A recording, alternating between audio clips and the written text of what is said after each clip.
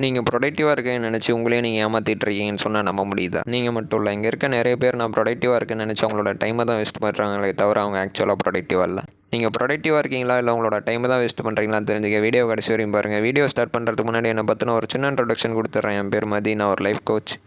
பீப்புள்ஸோட லைஃப்பை பெட்டராக நான் கைட் பண்ணிகிட்ருக்கேன். முதல்ல ப்ரொடக்டிவிட்டினா என்னென்னு பார்ப்போம். ப்ரொடக்டிவிட்டினா உங்கள்கிட்ட இருக்க டைம் அண்ட் ரிசோர்ஸஸை வச்சு ஒரு மேக்ஸிமமான அவுட்புட்டை ப்ரொடியூஸ் பண்ணுறது தான் ப்ரொடக்டிவிட்டி. அதாவது ஒரு எக்ஸாம்பிளோட சொல்லணும்னா, நாளைக்கு உங்களுக்கு எக்ஸாம்னா இன்றைக்கி உங்கள்கிட்ட இருக்க டைம் அண்ட் ரிசோர்ஸஸை வச்சு உங்களால் எந்த அளவுக்கு மேக்ஸிமமான மார்க்கை ஸ்கோர் பண்ண முடியுமோ அதுதான் ப்ரொடக்டிவிட்டி. ஆனால் எங்கள் கொஸ்டின் என்னென்னா, நீங்கள் உண்மையிலேயே உங்களோட டைம் அண்ட் ரிசோர்ஸஸை மேக்ஸிமைஸ் பண்ணுறீங்களா? யோசிச்சு பாரு. இப்போ நீங்கள் நான் ப்ரொடக்டிவாக இருக்குன்னு சொல்லி எப்படி உங்களோட ஒர்க்கை ஸ்டார்ட் பண்ணுவீங்கன்னு சொல்கிறேன். நம்ம ஒரு 1 hour படிக்க போகிறோம், 1 hour ப்ரோக்ராமிங் லாங்குவேஜ் கற்றுக்க போகிறோம், இந்த ஒரு 1 hourல நம்மளோட ஸ்கில் இம்ப்ரூவ் பண்ண போகிறோம்னு சொல்லி நீங்கள் ஸ்டார்ட் பண்ணுவீங்க இல்லையா? ஃபஸ்ட்டு 10 நிமிஷம் எல்லாம் கரெக்டாக தான் இருக்கும். நீங்கள் எந்த ஒரு டிஸ்ட்ராக்ஷன் எதுவுமே இல்லாமல் நீங்கள் ஆக்சுவலாக லேர்ன் பண்ணுவீங்க. ஆனால் அந்த 10 நிமிஷம் கழிஞ்சிட்ட அப்புறம் நீங்கள் டிஸ்ட்ராக்ட் ஆவீங்க, உங்களோட நோட்டிஃபிகேஷன்ஸ் பார்க்க ஆரம்பிப்பீங்க, மல்டி டாஸ்கிங் பண்ண ஆரம்பிப்பீங்க, உங்களுக்கு ஏற்கனவே தெரிஞ்ச விஷயத்தையே நீங்கள் தெரிஞ்சுக்க ஆரம்பிப்பீங்க. இதெல்லாம் முடிஞ்சிட்ட அப்புறம் நீங்கள் மறுபடியும் படிக்க ஆரம்பிப்பீங்க, மறுபடியும் டிஸ்ட்ராக்ட் ஆவீங்க, மறுபடியும் நோட்டிஃபிகேஷன்ஸ் பார்ப்பீங்க, மறுபடியும் மல்டி டாஸ்கிங் பண்ணுவீங்க. அந்த 1 hour முடிகிற வரையும் இந்த ப்ராசஸ், அதாவது இந்த லூப் கண்டினியூ ஆகிட்டே இருக்கும். அந்த 1 hour முடிஞ்சிட்ட அப்புறம் நீங்கள் என்ன யோசிப்பீங்கன்னா, சரி நாமளும் ப்ரொடக்டிவாக இருந்திருக்கோன்னு சொல்லி நீங்கள் குவிட் பண்ணிடுவீங்க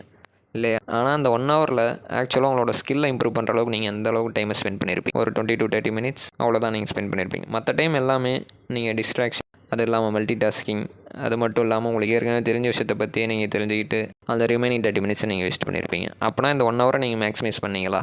யோசிச்சு பாருங்கள். இல்லை. அந்த 20 to 30 minutes உங்களோட ஸ்கில் லெவலை எந்த அளவுக்கு இம்ப்ரூவ் பண்ணியிருக்க போகுது. அதனால தான் சொல்கிறேன், நீங்கள் ப்ரொடக்டிவாக இருக்கேன்னு சொல்லி நீங்கள் உங்களே நீங்கள் ஏமாற்றிட்டு இருக்கீங்க. இப்போயாவது புரியுதா?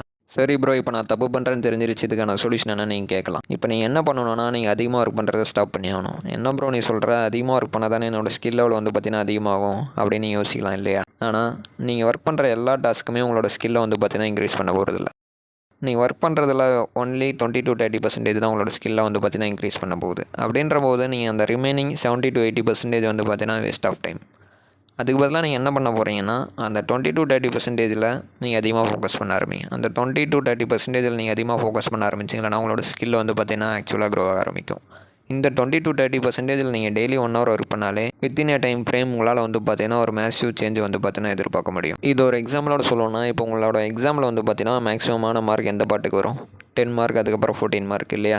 அதை விட்டுட்டு நீங்கள் 1 mark 2 markல நீங்கள் அதிகமாக டைமை ஸ்பெண்ட் பண்ணிங்களன்னா உங்களால் பார்த்தீங்கன்னா மேக்ஸிமமான மார்க்கை பார்த்தீங்கன்னா ப்ரொடியூஸ் பண்ண முடியும். அதே மாதிரி தான் நீங்கள் டெவலப் பண்ண போகிற ஸ்கில்லில் 20 to 30% எது ஃபஸ்ட்டுன்னு கண்டுபிடிங்க. அது கண்டுபிடிச்சிட்ட அப்புறம் அதில் நீங்கள் டெய்லி ஒர்க் பண்ண ஆரம்பிங்க. இப்போது நீங்கள் இந்த 20 to 30%லையும் ப்ரொடக்டிவாக ஒர்க் பண்ணணுன்னா உங்களோட ப்ரொடக்டிவிட்டியை எது டிஸ்ட்ராய் பண்ணுது நீங்கள் தெரிஞ்சுக்கணும். உங்களோட ப்ரொடக்டிவிட்டியை டிஸ்ட்ராய் பண்ணக்கூடிய 2 முக்கியமான விஷயங்கள். ஒன்று மல்டி டாஸ்கிங் பண்ணும்போது உங்களால் பார்த்தீங்கன்னா நிறைய விஷயத்து மேலே ஃபோக்கஸ் பண்ணலாம் ட்ரை பண்ணுவீங்க. ஆனால் உங்களால் அது முடியாது. ஏன்னா உங்களோட பிரெயினால் ஒரு நேரத்தில் ஒரு டாஸ்க் மேலே மட்டும் தான் ஃபோக்கஸ் பண்ண முடியும். அப்படி ஒரு நீங்கள் மல்டி டாஸ்கிங் பண்ணணும்னு ஆசைப்பட்டீங்கன்னா அது ஒரு வேஸ்ட் ஆஃப் டைம் தான். ஏன்னா உங்களால் ஃபோக்கஸ் பண்ண முடியலனா உங்களால் ஒரு பெட்டரான அவுட்புட் பார்த்தீங்கன்னா ப்ரொடியூஸ் பண்ண முடியாது. ரெண்டாவது, நோ கிளியர் கோல். இப்போ இந்த 1 hour நீங்கள் படிக்க போகிறோன்னு ஆரம்பிச்சிட்ட அப்புறம் 1 hour முடியும் போது நீங்கள் எத்தனை விஷயத்தை கற்றுக்க போகிறீங்கன்றது தான் கிளியர் அவுட்கம் இல்லையா?